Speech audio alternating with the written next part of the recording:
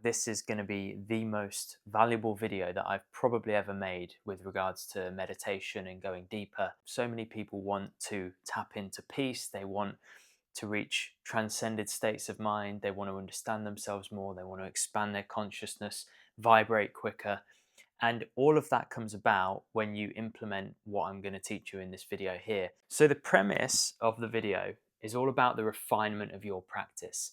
And the way that I want to suggest looking at this is that many people, when they get into exercise, they talk about, someone will suggest to you, oh, I did a half marathon the other day, you should do a half marathon.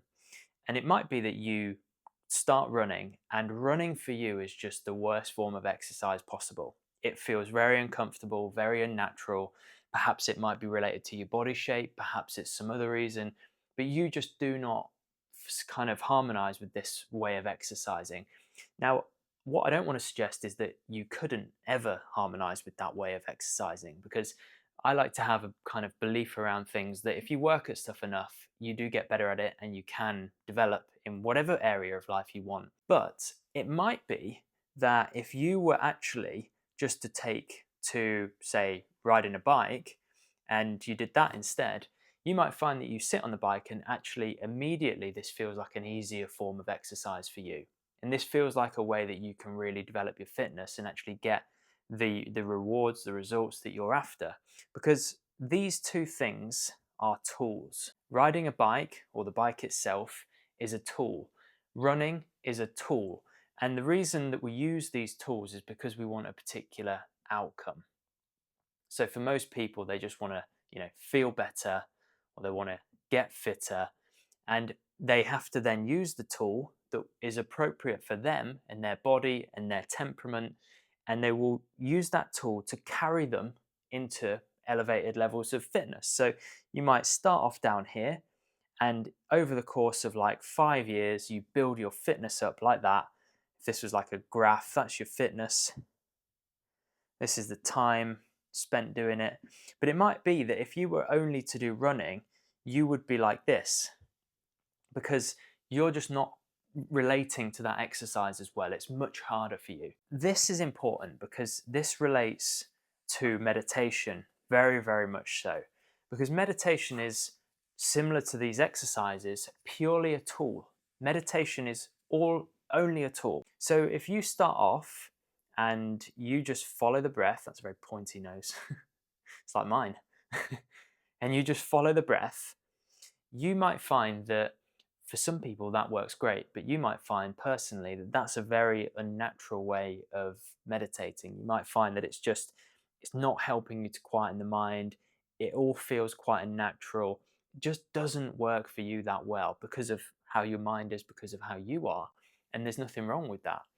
So what the video today is all about is understanding and refining your practice to the extent where you know exactly what technique to use in order to use your time efficiently, really, and get the most out of the time you spend meditating. Because very much like I speak about this a lot, that everything is vibration. And I'm sure those of you who watch my videos understand this now, probably understood it before, but everything is vibration.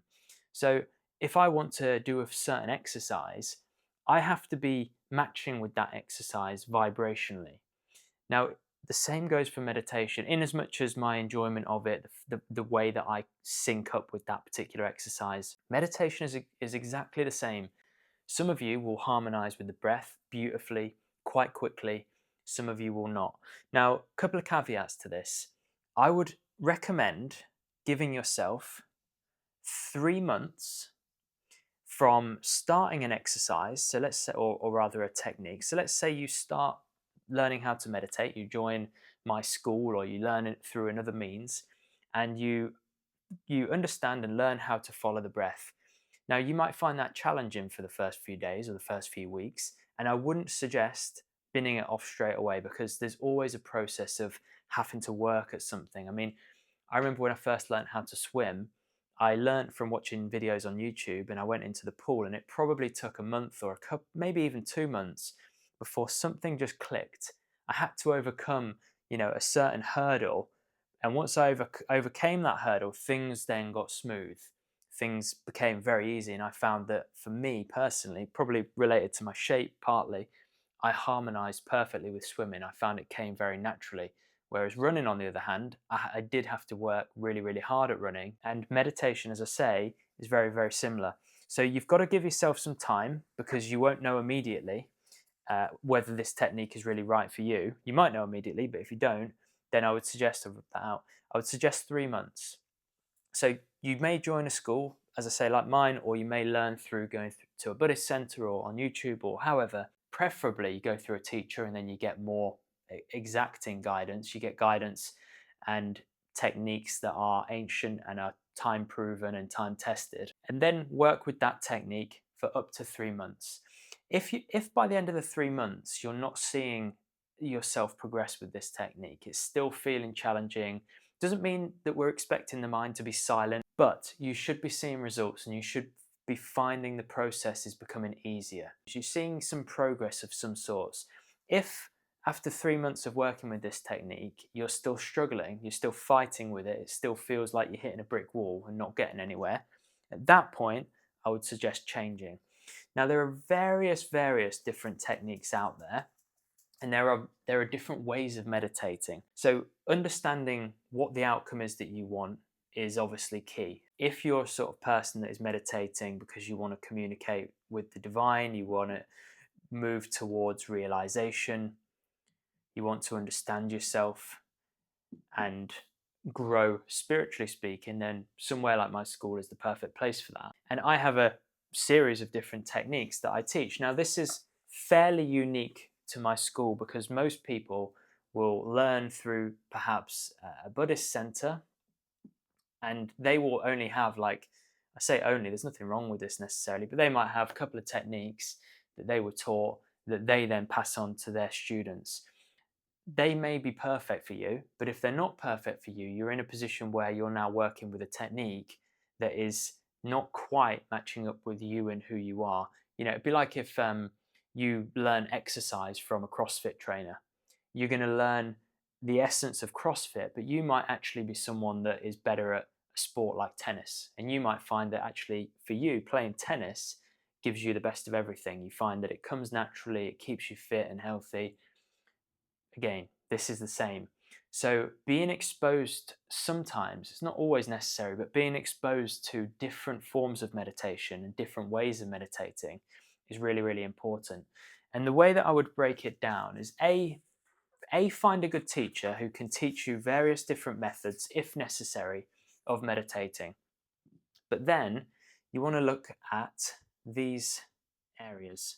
So you want to look at the breath, the body, and obviously, as we've mentioned, technique. So in terms of the breath, 9 times out of 10, I would recommend a perfectly natural, normal breath. But for the odd person, they will find it beneficial to find a particular rhythm with their breathing. So they may actually derive more benefit from following, say, I don't know, the count of 5 on the way in and the count of 5 on the way out, and literally just finding this rhythm and working with their breath in that particular way. But most people that I've worked with prefer and work better with a perfectly natural breath. But it's important to understand that. It's also important to learn how to breathe properly. When I talk about the body, I'm really talking about asanas. So, for example, in my school, I have broadly 5 different positions that I teach my students so that if they don't, say, figure out a way of sitting comfortably and they can't meditate in a comfortable position, then they've got this other approach they can use. It might be that actually for them, they need to be using a chair, or it might be for them that they actually need to be using a kneeling stool. So there are many different positions, and as simple as this all sounds, all of these little refinements that you make have a huge impact. So it might be for you that following the breath is fine, but you've been trying to sit cross-legged, and for you and your body, that's just going to take you forever to adapt to that position. So it might be that you get yourself a kneeling stool, you continue using the breath, and boom, you feel something change. It might be your hands. Perhaps you've just been sitting with your hands on your lap or on your knees. But actually, if you were to have a particular hand mudra, if you were to allow the energy to circulate through the body in a particular way that's unique to you and works perfectly for you, that has an impact. So the body position is massive because this takes into account energy movement, it takes into account your physiology and how you are actually composed and what works better for your size and composition. And this is really important that over the 3 month period, and it's just a rough period, it's not exact, but just a rough period, you start to sort of iron out these different parts of your practice so that everything is eventually working perfectly for you. Now, if you were to go to on a Vipassana course, they will say to you, you've got to sit like this, cross-legged, nice and comfortable, and you follow the breath. That's it. If that doesn't work for you, tough. You have to work at it. You have to kind of overcome the pain in the body. You have to uh, create this neutral mind that doesn't look at anything through the eyes of good or bad or like or dislike. Now, I'm talking about this as if it's a negative. I actually really like the mindset. But if they kept that mindset but made life a little bit easier by positioning themselves in a way that works for them, I'm talking about each individual, that would actually be a much more impactful practice. It would actually take them much further. Likewise, the technique. It might be that actually sitting in that way, following the breath, isn't quite right for you. And it might be that you'd be better off learning a particular mantra. It might be that you'd be better off working with a candle. It might be that you need to follow a particular deity. It might be you need to use an open awareness style of meditation. There are many, many forms of meditation that we have at our disposal. And as I mentioned earlier, these are all just different tools to carry us from really, truthfully, from the highest level, from ignorance to knowledge, or to knowing is probably more accurate. Meditation is not just a singular thing that you just, that's meditation there on a plate. And if it's not working for you, then tough. And the reason that I was keen to make this video is that I've made lots of videos in the past which are also not contradicting this, although it may seem like it. They're also very valuable about the value of working on meditation methods that are more challenging. Now, I've had I suppose, a unique experience where I was under the guidance of a master. And so I went through phases personally for years at a time, sometimes working on techniques that were very challenging. But that was because my teacher knew exactly the inner aspects of myself that would be brought out and needed to be worked on or overcome by that technique. So it's very specific to being in this close student master relationship. And also, although those techniques might not feel natural or they might not harmonize with you immediately. So, for example, I teach a lot of people how to do color meditation, and that can be quite challenging because it involves visualizing, and many people struggle with visualization. Actually doing visualization is that although it might take you longer to get into a deeper state of meditation, the process that you have to go through brings up a lot of debris within you that when you overcome all of that, you transform yourself in a unique way. However, if you've been meditating for some time and you just want something that is going to work for you, then going through this process of refinement is in my opinion essential. The final point I want to make is that I wouldn't look at this and think, well, that means disregarding all discipline. So this doesn't mean saying to yourself, okay, well, for me, lying on the floor is the easiest option, so I'm just going to do that. What I would always recommend, and I touched upon this in a previous video, is the wedding analogy, which is that when people are getting married, they tend to bring their best selves. They wear a dress or a suit, they do their hair, they smell good, they're in good shape, they bring their best self. And it's important that we work to the height that we're capable of working at to begin with, because it's a sign of respect. This practice of meditation, it's an ancient sacred practice of communion with God, communion with the divine. And people go through all of that effort at a wedding to bring their best self for another human being. Really, I suppose what I'm saying is that don't disregard all discipline. You do have to occasionally work through aches and pains, and that's fine, and the body does adjust and adapt. However, if after persistent effort things aren't shifting, things aren't changing, then refine. So give yourself a few months of You know, if you really want to work sitting cross-legged on the floor, then do it, but give yourself like 3 months, providing you're not feeling as though it's harming you in any way, and work through the aches and pains, work through the challenges, because there will always be challenges.